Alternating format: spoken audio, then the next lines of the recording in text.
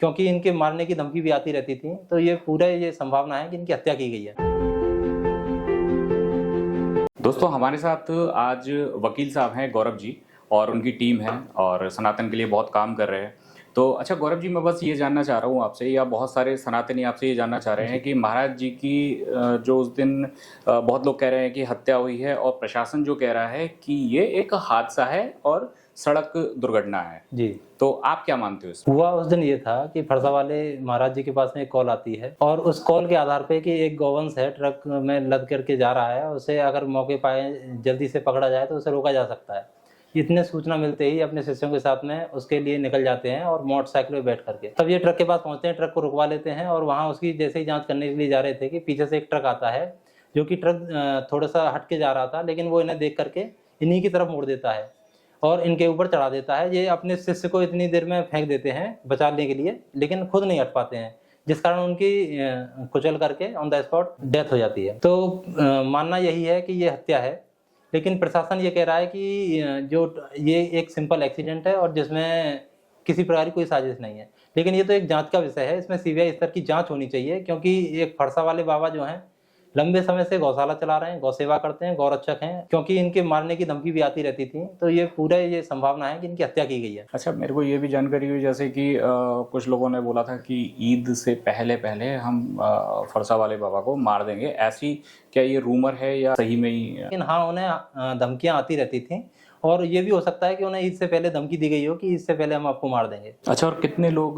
गिरफ्तार हुए हैं गौरव जी? सर, इसमें 2 मुकदमा पंजीकृत हुए हैं। एक थाना छाता पे मुकदमा पंजीकृत हुआ है और एक थाना बरसाने में मुकदमा पंजीकृत हुआ है। थाना छाता में जो पंजीकृत हुआ है उसमें करीब 22 लोगों के नाम ज्ञात में है और 250 से 300 लोग अज्ञात में हैं, जिसमें से 14 लोगों को रिमांड पे लाया गया था और वहीं से उन्हें जेल भेज दिया गया है। और एक मुकदमा अन्य है जिसमें 98/26 जो कि थाना बरसाना में हुआ था। इसमें क्या हुआ था, जैसे कुछ अंतिम दर्शन करने के लिए बाहर से उनके चाहने वाले आ रहे थे, जिनमें दत्त चौधरी भाई, अक्कू पंडित जी, डॉक्टर प्रकाश भाई जी और सचिन और रितेश और भी कई साथी थे।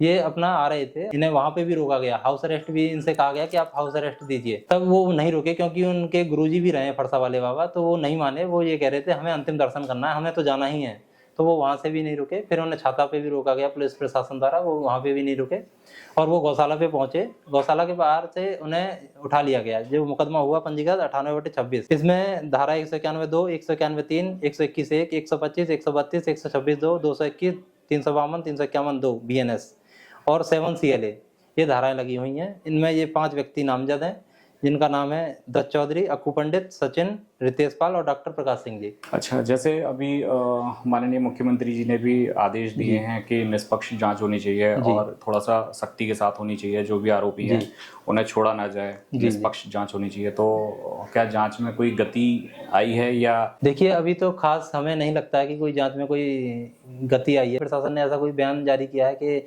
जिसमें कि उन्होंने कहा हो कि एक अच्छे स्तर से जांच हो रही है या जो भी है। अच्छा, जो ट्रक जिसने एक्सीडेंट किया था, तो कहीं कोई गिरफ्तारी किसी की, ऐसा कुछ? नहीं, अभी तक ऐसी कोई गिरफ्तारी का कोई नहीं हमें पता चला है कि जिसमें किसी ट्रक ड्राइवर को गिरफ्तार किया गया हो। हाँ, ये भी बताया जा रहा है कि ट्रक ड्राइवर की मौके पे मृत्यु हो गई, लेकिन कौन है वो ट्रक ड्राइवर, कहाँ मृत्यु हुई है, क्या है, उसके विषय में कोई किसी को जानकारी नहीं है। हाँ, ये भी बताया जा रहा है कि ड्राइवर की कहीं कोई मृत्यु नहीं हुई, ड्राइवर को भगा दिया गया है। जो बाबा का शिष्य है, जो प्रत्यक्षदर्शी है, गवाह है, तो उसको भी कहीं कोई सुरक्षा प्रदान की गई है किसी तरीके की? जी, अभी तक कोई किसी भी व्यक्ति को सुरक्षा प्रदान नहीं की गई है। एक चीज मैं आपसे बस पूछना चाहूंगा कि जैसे अक्कू पंडित हैं या डॉक्टर प्रकाश है या दक्ष चौधरी जी हैं, तो मतलब आपको लगता है कि कहीं कोई व्यक्ति अगर उसका कोई गुरु या कोई उसका आदर्श खत्म हुआ है, कैजुअलिटी हुई है, तो उसको देखने अगर जा रहा है तो उसको ही जेल में डाल दिया जाए, तो ये मतलब न्याय की दृष्टि से भी तो गलत ही है?